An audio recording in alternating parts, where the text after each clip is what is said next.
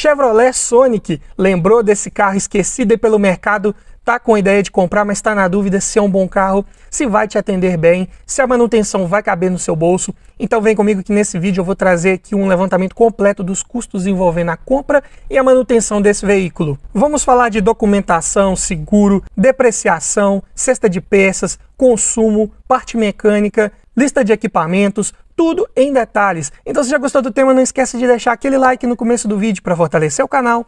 Se inscreva se ainda não for inscrito. Eu sou o Paulo Silva e esse é o Bate-Papo Automotivo.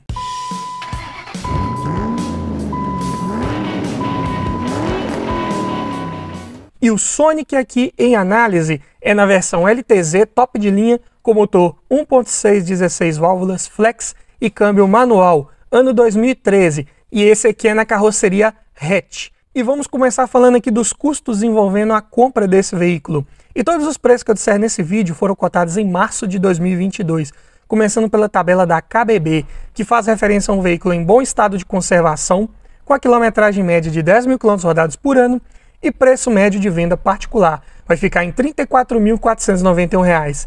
Já a tabela FIPE, R$ 37.906. E uma vez adquirindo um veículo desse, você vai precisar fazer a transferência dele para o seu nome, né? E a taxa de transferência de propriedade esse ano está em R$ 233,74. E também vai precisar colocar as placas Mercosul, se você estiver adquirindo esse carro de um outro município e ele já não tiver as placas instaladas. Em média, aqui na minha região, está sendo cobrado em torno de R$ 300. Então, já no ato da compra, considerando tabela FIPE, você vai desembolsar para esse carro R$ 38.439,74. Um valor até bem acessível para um hatch compacto premium, né, de 2013. Mas vamos falar agora de documentação, começando pelo IPVA, que aqui em Minas está sendo cobrado 4% da tabela FIPE, mas não em relação à tabela FIPE de agora, e sim de janeiro de 2021. É uma medida excepcional que o governo do estado está tomando para poder baratear um pouco os custos de IPVA aqui do nosso estado, uma vez que os valores de tabela de uma forma geral dos carros subiram bastante. Então, essa medida vem para tentar amenizar um pouco essa alta aí nos valores de documentação. Então, o valor de FIPE dele em janeiro de 2021 era R$ 30.856. 4% desse valor, R$ 1.234,24. Já a taxa de licenciamento, valor aqui também de Minas Gerais, está em R$ 135,95. Falando agora de seguro, considerando aqui uma média de 5% da tabela FIPE, que eu costumo cotar aqui para os vídeos do canal, ficaria em R$ 1.895,30. Mas tenha em mente que esse é um carro que ficou pouco tempo no nosso mercado, ficou aí de 2012 a 2014 apenas. Então, é um carro um pouco mais exclusivo, de peças de acabamento, principalmente um pouco mais difíceis de serem encontradas, mais escassas. Então, o seguro pode ser um pouco mais elevado do que este valor que eu estou dizendo aqui. Também vai depender da sua idade, da cidade que você mora, do uso que você faz desse carro, ou se você já tem bônus de seguros anteriores que você já tenha feito ou não. Então, tenha este número apenas como uma média. Falando agora de depreciação, o valor desse carro de tabela há 3 anos atrás era R$ 32.679. Diminuindo do valor atual e dividindo por 3, ele teve uma inflação média por ano nos últimos 3 anos de R$ 1.742,33. Isso dá em percentual 4,6%. Apesar de ser um carro esquecido pelo mercado, né, todo mundo fala isso, mas teve uma alta bem considerável aí no seu preço. Então isso mostra que é um carro que está sendo ultimamente um pouco mais lembrado no mercado e um pouco mais procurado frente a alguns de seus concorrentes. Então, somando toda a parte de documentação desse carro, envolvendo IPVA, licenciamento, seguro e descontando a inflação que esse carro teve no seu preço, ele vai te custar por ano R$ 1.523,16, o que dá por mês R$ 126,93. Mas tenha em mente que esses valores aqui estão refletindo o que está acontecendo no mercado atualmente. Se daqui uns 2, 3 anos valores de carros começarem a cair de novo, como sempre foi, pode ser que o custo total anual acabe aumentando um pouco para esse carro. Então fique ligado. Mas falando agora de manutenção, como que é a cesta de peças de trocas periódicas preventivas do Sonic? Vamos falar aqui tudo em números agora, mas antes eu tenho um recado para você.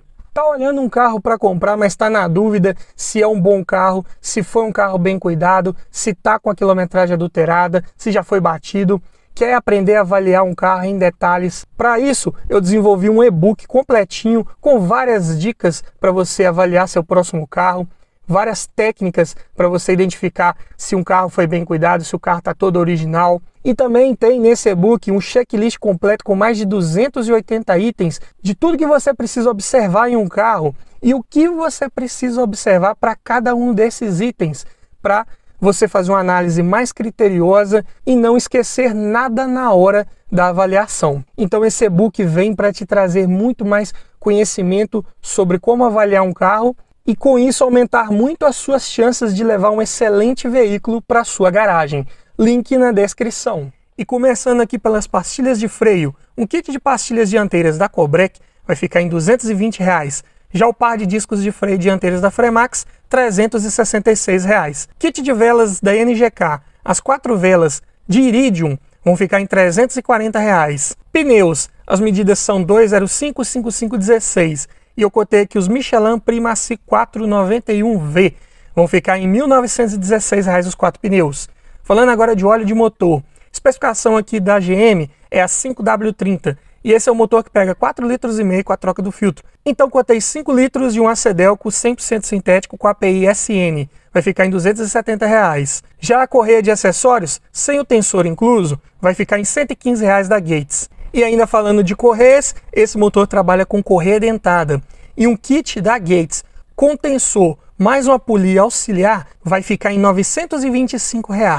É bem caro por duas razões. Primeiro que esses tensores aqui para esses motores Ecotec, né, que é o caso do motor do Sonic, são um pouco mais caros. Você até encontra algum aí paralelo de segunda linha, mas não vai ter uma durabilidade legal. E o segundo motivo é que essa é uma correia de longa duração. Se você pegar o manual do proprietário lá do Sonic, vai ver que essa é uma correia para 90 mil quilômetros ou 9 anos, o que ocorrer primeiro. Então, comparando com kits de correias dentadas mais convencionais, até que está proporcional ao que ela dura. Falando agora de filtros, todos da Japan Parts. Começando pelo filtro de ar do motor, R$ 34. Filtro de óleo, R$ 42. Filtro de combustível, um pouco mais caro, R$ 103. E o filtro do ar-condicionado, R$ 41. Falando agora de amortecedores, os 4 COFAP modelo Turbogás vão ficar em R$ 1.280. E aqui não estão inclusos coxins, batentes, coifas, nada disso. Aqui é o preço só dos amortecedores. E essa versão em análise aqui é com transmissão manual. Então não vamos falar aqui de troca preventiva do fluido da transmissão. Então somando a cesta de peças do Sonic, vai ficar em R$ 5.652. Um valor, eu diria, na média ou até um pouco alto se você for comparar com alguns de seus concorrentes. Mas aqui também é um carro com um pouco mais de tecnologia embarcada aí, principalmente em parte mecânica, comparado, por exemplo, com o Cruze Sport 6, está na média. Mas vamos falar agora de abastecimento, começando aqui pelo custo do tanque cheio. É um motor flex, mas a gasolina aqui na minha região está proporcional ao etanol, então cotei com gasolina, que está a R$ 7,69 o litro em média. E esse carro tem um tanque de 46 litros, eu diria até pequeno. Então você vai gastar R$ 353,74 para enchê-lo. E falando agora de consumo, aqui em dados de ficha técnica, na cidade esse carro faz 7 km por litro no etanol e 9,1 na gasolina. Já na estrada, 9,5 no etanol e 12,3 na gasolina. Falando agora de autonomia, na cidade com tanque cheio de etanol, 322 km, com gasolina 419. Já na estrada com etanol, 437 km. Com gasolina 566. Poderia ter um tanque aí pelo menos de 50, 55 litros para ter uma autonomia um pouco melhor aí, eu diria. Mas vamos falar agora de equipamentos. Como vem essa versão top de linha, né, a LTZ, de série já conta com direção hidráulica, com ajuste de altura e profundidade, vidros, travas e retrovisores elétricos, alarme, rodas de liga leve, ar-condicionado, computador de bordo, duplo airbag frontal e ABS, faróis e lanternas de neblina, Isofix e sensor de estacionamento traseiro. E ainda contava com os opcionais de controlador automático de velocidade, né, o Cruise Control, e bancos de couro. E o sistema de som com CD, USB, Bluetooth e comandos no volante. Para a idade do carro, até que estava bem completinho. Falando agora de parte mecânica, motor Ecotec, porém aqui ele é o C16XE, 1.6 16 válvulas, que é bem semelhante ao 1.8 do Cruze. Aqui ele é um duplo comando de válvulas, no cabeçote, acionado por correia dentada de longa duração, como eu falei, e com variador de fase para os dois comandos. Esse motor gera 116 cavalos na gasolina e 120 no etanol, e de torque 15,8 kg na gasolina e 16,3 no etanol. Para um carro de 1.163 kg, a relação de peso-potência ainda ficou em 9,7 kg por cavalo. Não tem aquele desempenho esplêndido, exemplar na estrada, mas ainda vai bem, proporciona ultrapassagens até com certa segurança e tranquilidade. O 0 a 100 dele fica em 11,2 segundos. Poderia ser um pouco melhor aí para um hatch compacto premium, né? Mas para um uso mais civilizado, mais normal, até que ainda vai bem.